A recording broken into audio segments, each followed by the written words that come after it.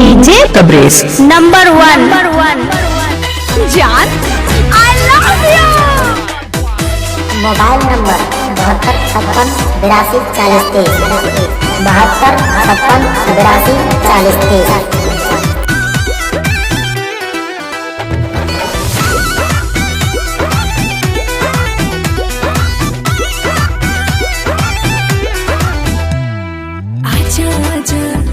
ओए हैंडसम राजा, खुला दरवाजा, बादल में समा जा। अरे आजा आजा, ओए हैंडसम राजा, खुला दरवाजा, बादल में समा जा। अरे कमर के झटका मारे मारे के बिजली गिरई देखा, पागल बनई बेकार पतर की पागल बनई बेका, तोरा देह में चुमुक लागल छुआ के पागल बनई बेका, पागल बनई बेकार पतर की पागल बनई बेका, तोरा देह में चुमुक लागल छुआ के पागल बनई बेका।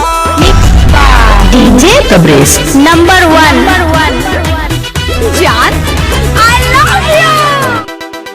Mobile number 7256524023 7256524023।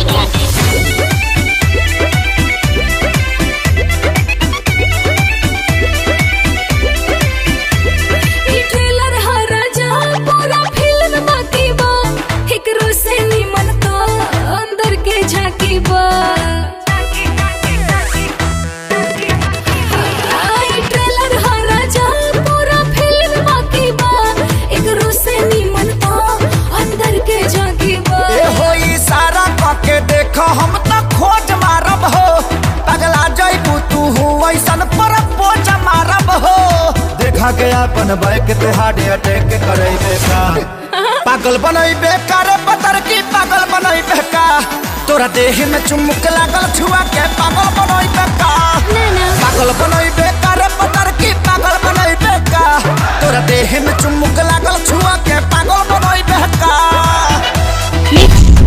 डीजे कब्रेस नंबर वन जान I love you. Mobile number 7256524023 7256524023।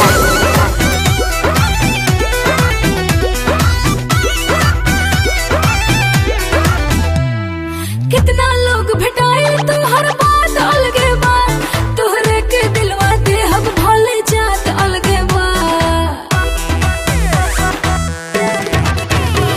अरे कितना लोग भेटाए तोहर बात अलगे बा, तोहरे के दिलवा दे हम भले जात अलगे बा।